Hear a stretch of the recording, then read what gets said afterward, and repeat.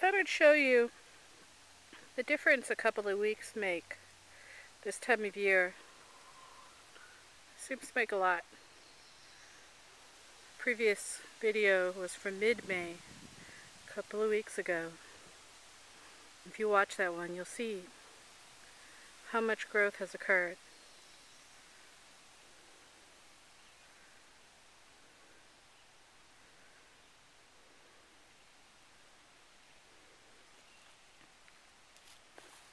Here on this end, we have a special kind of spinach that has red veins, red stems, and they're really filling out. This is what happens when you broadcast it. Get bare spots. I'll fill that in with some mesclun. Here we have collard greens that are sprouting, and they like to be grown along with nasturtiums, which will give us edible flowers. That's a nasturtium right there. And so this companion planting pair supposedly brings in beneficial insects to help with the collard greens.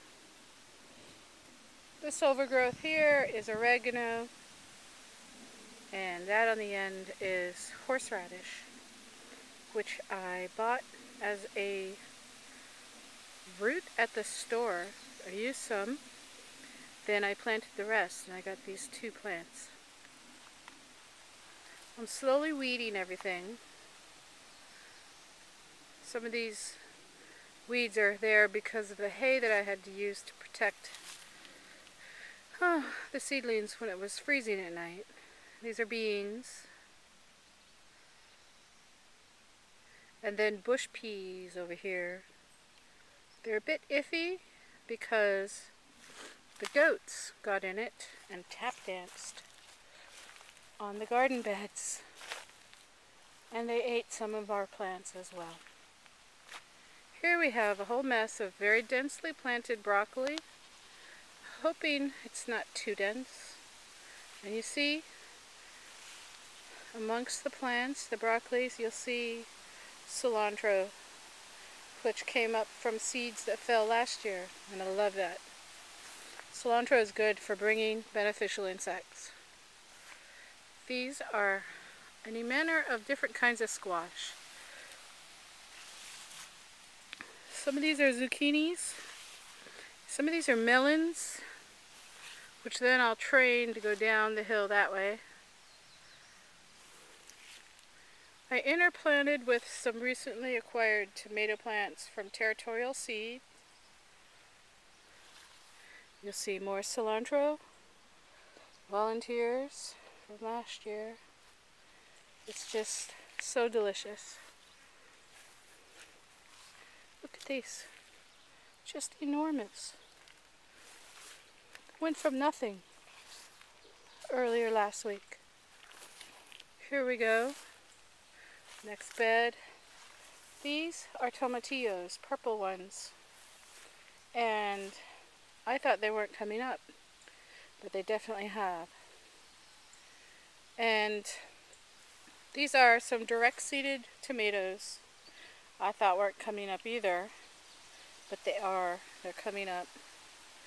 These are hot peppers, eggplants, tomatoes, eggplants, tomatoes, beets, some more beets, volunteer dill, garlic chives. Here's cabbage and nasturtiums.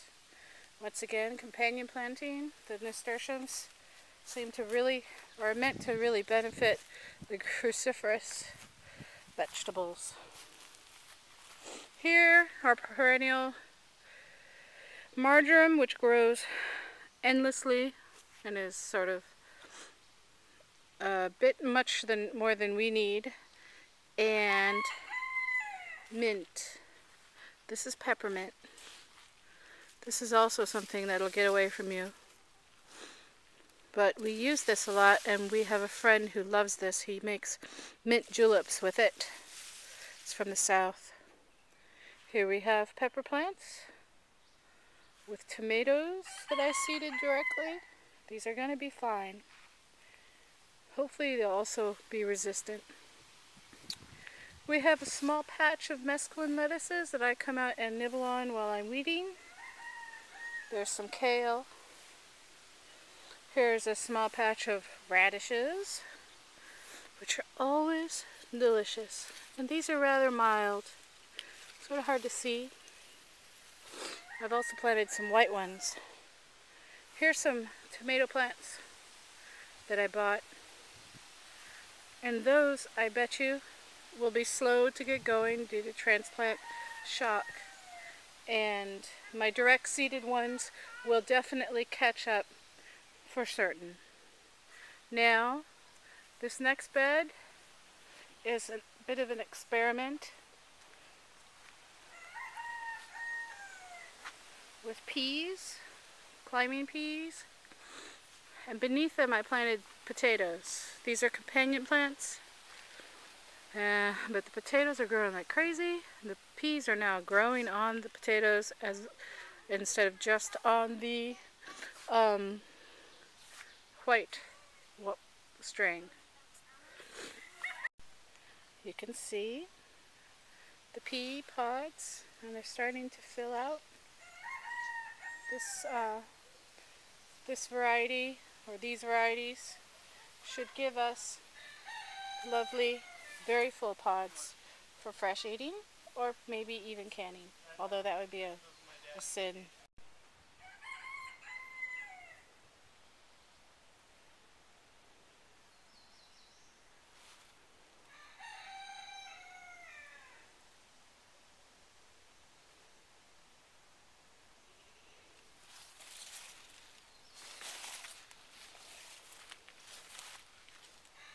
Got some cucumbers.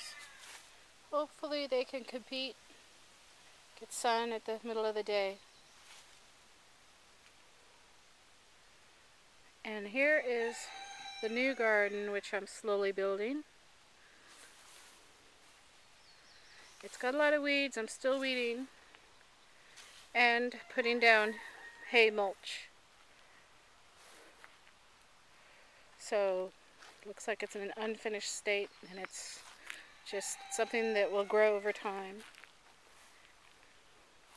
I've got rows of soil down and compost and llama manure, and then planted in it either on the surface or inserted various plants. In this case we see some delicata squash. Over there on the far side I've planted a bunch of kale. This needs to be weeded, but those star-like plants you see there are sunflowers. Some more squash. And as they grow, the straw will keep them up off the dirt. Here we have a load of pepper plants. These will be big yellow bell peppers. And got some kohlrabi and Hubbard squash. And continuing with this, I'll be adding more compost and soil over the years to build up these beds and putting down more wood chips in between.